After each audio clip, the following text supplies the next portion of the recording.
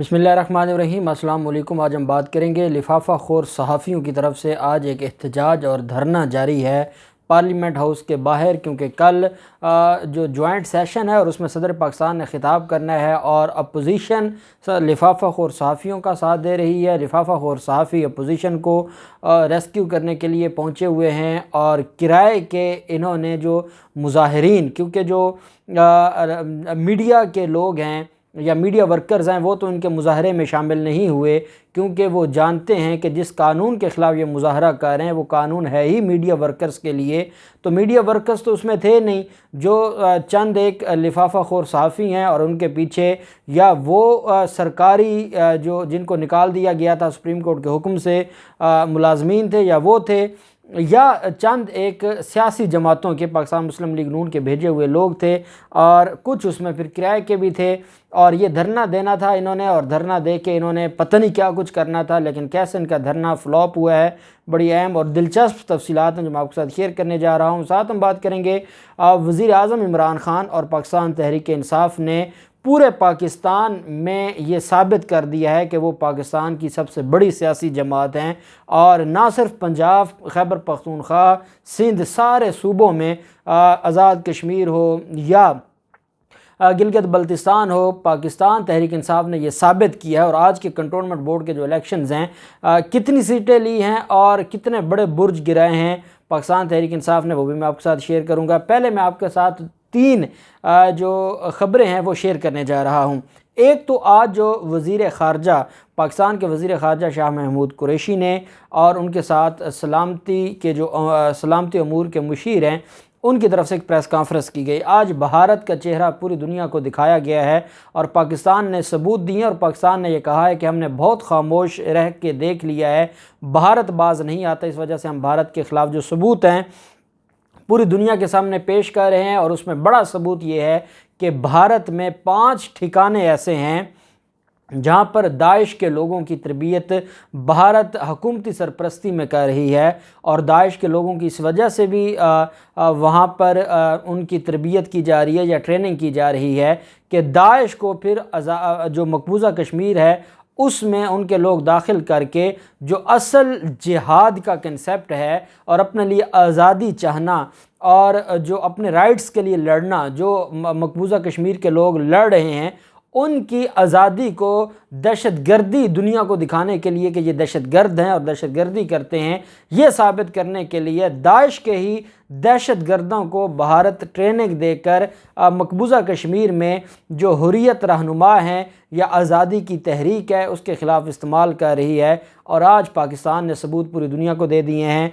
फिर किस तरीके से मकबूजा कश्मीर में कत्लेआम हो रहा है, ख़वातीन के साथ ज़्यादतियाँ हो रही हैं, इज्तिमाई कब्रों का जो मामला है, ये सारे के सारे वो सबूत हैं जो आज पाकिस्तान ने पूरी दुनिया के सामने रखे हैं। और मैं ये समझता हूँ, कल मैं एक मलाला यूसुफ़ज़ई का एक उनकी तरफ से एक बयान पढ़ रहा था। ये सिर्फ मलाला का नहीं, ये जो इंटरनेशनल कम्युनिटी को सपोर्ट करने वाले हैं या हमारे मुल्क में जैसे लिफाफा खोर सहाफ़ी हैं, वो ऐसी बातें जब उनसे सुनते हैं, या जो हमारे वो लोग हैं या हमारी जो एक्टर्स हैं या हमारी जो शोबिस से तल्लुक़ रखने वाली ख़वातीन हैं जो भारत में जाकर काम करना तो चाहती हैं, लेकिन अफ़गानिस्तान में उनको ख़वातीन के हकूक़ याद आते हैं। और मलाला भी कहती हैं कि ख़वातीन के जो हकूक़ पामाल हो रहे हैं अफ़गानिस्तान में, जो पिछले 20 साल से पामाल हो रहे थे, उसका किसी को ख़याल नहीं है।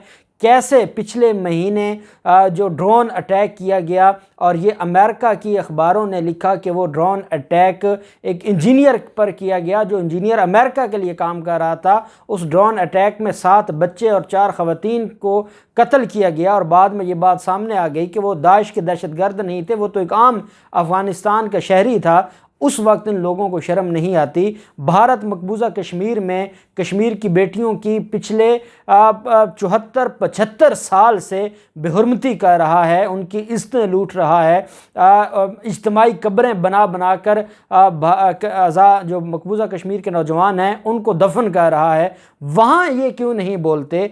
वहाँ इनको ख़वातीन के हकूक़ क्यों नहीं याद आते? वहाँ इनको इंसानी हकूक़ क्यों नहीं याद आते? कभी आपने देखा है कि इन लोगों ने بھارت کے بارے میں بھی بولا ہو اس وجہ سے نہیں بولتے. نہ آپ کو مریم نواز نظر آتی ہیں یہ بولتے ہوئے. مریم نواز کو ویسے تو بہت خیال آتا ہے کہ ہمیں انٹرفیئر نہیں کرنا چاہیے افغانستان کے معاملات میں، لیکن ان کو یہ خیال نہیں آتا کہ کبھی وہ کشمیر کے بارے میں بھی بات کریں. یہ جو دوغلی پالیسی ہے وہ اس بات کا ثبوت ہے کہ یہ کوئی خواتین کی خیرخواہ نہیں ہے. ہم تو کہتے ہیں کہ چاہے وہ افغانستان کی خواتین ہوں، چاہے وہ فلسطین کی خواتین ہوں، چاہے وہ جو باپردہ خواتین ہیں جن کے ساتھ روز ہم ویڈیوز دیکھتے ہیں یورپ میں، امریکہ میں، برطانیہ میں، ان کو کوئی دھکے دے رہا ہے، کوئی ان کو قتل کر دیتا ہے، کوئی ان کے ساتھ ان کی توہین کرتا ہے. ہم چاہتے ہیں کہ چاہے وہ مسلمان ہوں یا غیر مسلم، کسی بھی مذہب سے تعلق رکھتی ہوں، خواتین ہوں، بچے ہوں، جوان ہوں، بزرگ ہوں، سب کے حقوق کا خیال رکھنا چاہیے، چاہے وہ کسی بھی علاقہ سے ہوں. صرف یہ نہیں کہ جہاں امریکہ کا فائدہ ہے یا انڈیا کا فائدہ ہے وہاں آپ بولنے لگ جائیں، جہاں بڑے ان ممالک کا نقصان ہے وہاں آپ نہ بولیں اور وہاں آپ کو یہ حقوق نظر نہ آئے. تو پاکستان نے کھل کر اب اس کے اوپر بات کرنا شروع کر دی ہے، جو میں سمجھتا ہوں کہ ہماری پچھلی حکومتوں کی ناکامی تھی. بالآخر جو ہماری موجودہ حکومت ہے اس نے اس پر کام کیا ہے. مراد علی شاہ کے حوالے سے تیسرا دورہ ہے اس کا، اور جو مراد علی شاہ پچھلے 3 ماہ میں تیسرا دورہ کر رہے ہیں امریکہ کا، اور امریکہ میں وہ جاتے ہیں اور وہاں جا کر وہ ان کا کوئی یہ پرائیویٹ دورہ نہیں ہوتا بلکہ وہ وہاں پر مختلف لوگوں سے ملاقاتیں بھی کرتے ہیں اور امریکہ کے جو آفیشلز ہیں ان کے ساتھ ملاقاتیں کرتے ہیں. یہ کیا کھچڑی بنا رہا ہے بلاول زرداری. کبھی بلاول زرداری خود جاتا ہے، کبھی ان کا کوئی اور نمائندہ جاتا ہے، اور مراد شاہ سندھ کا سودا کرنے جاتا ہے یا سندھ کے لوگوں کو بیچنے جاتا ہے. یہ کرنے کیا جاتا ہے اس کے اوپر بھی یہ ضرور دیکھنا ہوگا کہ وہ وزیر اعلیٰ ہے سندھ کا، اور وہ سندھ کو چھوڑ کے ایک ہفتے 10 دن کے لیے وہ امریکہ چلا جاتا ہے. تو کون سا ایسا کام ہے جو امریکہ میں کرنا ہے؟ اور اگر امریکہ میں اس کے کام اتنے ضروری ہیں تو پھر ان کو ریزائن دینا چاہیے. ان لوگوں کو شرم آنی چاہیے اور ان کو شرم سے ڈوب مرنا چاہیے. دوسری طرف جو احتساب عدالت ہے جو اسلام آباد کی، آصف زرداری کے خلاف جو 8 ارب روپے کی مشکوک ٹرانزیکشن کا کیس تھا اس میں فرد جرم کے لیے 29 جو ستمبر ہے اس کی تاریخ مقرر کی ہے. مشتاق جو کہ فرنٹ مین تھا آصف زرداری کو، اس کو اشتہاری ڈکلیئر کر دیا گیا ہے اور 29 ستمبر کی تاریخ مقرر کی گئی ہے.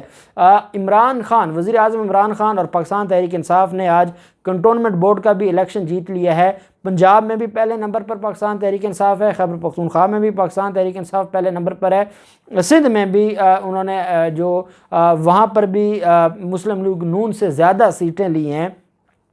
صرف بات یہ ہے کہ جو پاکستان پیپلز پارٹی ہے وہ آپ دیکھ لیں کنٹونمنٹ بورڈ کے الیکشن میں وہ تو ایم کیو ایم سے بھی کم سیٹیں ہیں. اچھا ان کی سیٹیں ہیں بھی تو سندھ میں ہی ہیں. پاکستان مسلم لیگ نون کی سیٹیں ہیں ان کو پنجاب میں ہی سیٹیں ملی ہیں. خیبر پختونخوا جو ہے وہ پاکستان تحریک انصاف نے الیکشن جیتا ہے اور سیٹیں زیادہ حاصل کی ہیں، اور پنجاب میں بھی پاکستان تحریک انصاف نے زیادہ سیٹیں حاصل کی ہیں، اور سندھ میں بھی اچھی خاصی سیٹیں حاصل کی ہیں جو اس بات کا ثبوت ہے. اور بلوچستان میں بھی آپ جانتے ہیں کہ وہاں کیونکہ کم وہ تھا اور جو زیادہ پولنگ سٹیشنز یا وارڈز نہیں تھیں، لیکن ایک بات ثابت ہو چکی ہے کہ پاکستان تحریک انصاف وہ واحد جماعت ہے جو اس وقت وفاقی جماعت ہے، جو پورے ملک کی جماعت ہے. اور باقی اپنے صوبوں میں یا جیسے لاہور ہے تو لاہور میں کیونکہ پاکستان تحریک انصاف کے ہی پاکستان مسلم لیگ نون کے ہی ایم این ایز اور ایم پی ایز ہیں، اور انہوں نے جو اپنی ساری سیاست کا دار و مدار، اب مجھے یہ لگتا ہے کہ یہ پنجاب سے سکڑ کے صرف آپ پہنچے ہیں لاہور تک. گجرانوالہ میں جو آج ان کو بدترین شکست ہوئی ہے اور جو ان کا گڑھ سمجھا جاتا تھا، پھر سیالکوٹ میں آپ دیکھ لیں، جہلم میں دیکھ لیں، تو یہ ساری چیزیں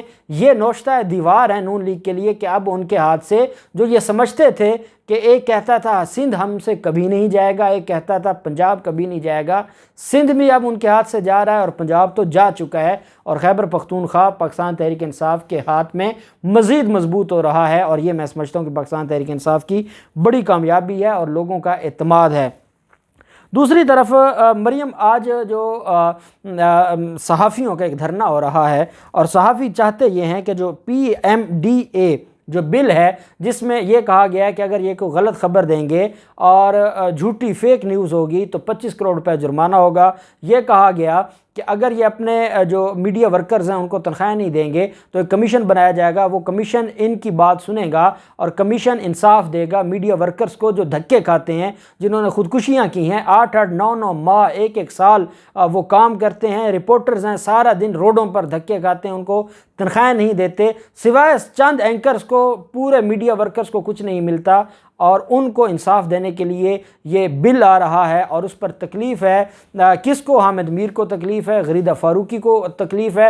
حامد میر کو اس وقت جیو پہ پروگرام نہیں کر رہا، اس کی ریٹنگ تباہ ہو گئی تھی، اس کے باوجود آج بھی جیو اس کو تنخواہ دے رہا ہے، آج بھی جیو اس کو جتنے اس کے بینیفٹس تھے وہ سارے کے سارے دے رہا ہے، اور آج حامد میر اداروں کو گالیاں دے اور کہے کہ مجھے اس وجہ سے نکالا گیا ہے۔ آپ کی اوقات کیا تھی؟ آپ کا تو پروگرام دیکھتا کوئی نہیں ہے، آپ تو کیونکہ انٹرنیشنل ایجنڈے کا حصہ ہیں اور کٹ پتلی ہیں، اس وجہ سے میر شکیل الرحمان آج بھی آپ کو تنخواہ دے رہا ہے، لیکن حقیقت یہ ہے کہ آپ کو لوگ سننا نہیں چاہتے۔ انہوں نے دھرنا دیا، اس میں جو وہ لوگ جن کو نکالا گیا تھا سرکاری ملازمین سپریم کورٹ کے حکم سے، وہ بھی آ گئے، باقی مسلم لیگ نون کے بھی لوگ تھے، اور اشاد خاقان عباسی آیا، اس کے ساتھ چند لوگ آئے، مریم اورنگزیب نے جا کے تقریر کی اور جو حکومت ہے اس کے خلاف باتیں کی، حامد میر نے، غریدہ فاروقی نے، سب نے اپنا غصہ اتارا، اور انہوں نے کہا کہ ہم دھرنا دیں گے، اور دھرنا دے کر ہم کل بھی جو سیشن ہے 4 بجے اس میں بھی ہم یہاں پر دھرنا دے کے رکھیں گے، اور اس کے بعد بھی دھرنا چلے گا۔ اور حقیقت یہ ہے کہ ڈی چوک پر جہاں شام ٹائم 400 سے 350 400 لوگ نظر آتے تھے، وہاں اب 50 بھی نہیں بچا۔ کہاں کون سے آپ دھرنے دے سکتے ہیں؟ آپ کی یہ ہے طاقت کہ 126 دن کا دھرنا دیں؟ آپ نہیں کر سکتے۔ آپ کرائے پر لوگوں کو لائے تھے، وہ چلے گئے ہیں، اب آپ بھی اٹھ کر چلے جائیں۔ آپ کو تو اس کام کے بھی نواز شریف لنڈن سے پیسے بھجوا رہا ہے، آپ کو تو اس کام کے بھی مودی سے پیسے ملنے ہیں، آپ کو تو اس کام کے بھی امریکہ سے پیسے ملنے ہیں، لیکن جو آپ نے دہاڑی پہ دیے تھے ان کی دہاڑی پوری ہو گئی اور 12 بجے کے بعد وہ بھاگ گئے ہیں۔ میں سمجھتا ہوں کہ جتنی تاریخی ذلت ان کو مل رہی ہے، اور یہ جو دھرنوں کے خلاف باتیں کرتے تھے آج خود بیٹھے ہیں اور ان کو نظر کوئی نہیں آتا۔ کہاں ہیں میڈیا ورکرز؟ کہاں ہیں رپورٹرز؟ کوئی تو عام میڈیا کا وہاں پہ بندہ دکھا دیں۔ چند ایک لفافہ خور صحافیوں کے، اور باقی آپ نے ادھر ادھر سے جو اکٹھے کیے، بالآخر وہ بھی آپ کو چھوڑ گئے، اور آپ نے بھی یہاں سے بھاگ جانا ہے، اور آپ کے ہاتھ کچھ نہیں آنا، اور یہ بل منظور ہوگا کیونکہ یہ عام ورکر، میڈیا ورکر کے لیے ہے۔ اللہ پاک پاکستان کا حامی و ناصر ہو۔ بہت شکریہ۔ اللہ حافظ۔ پاکستان زندہ باد۔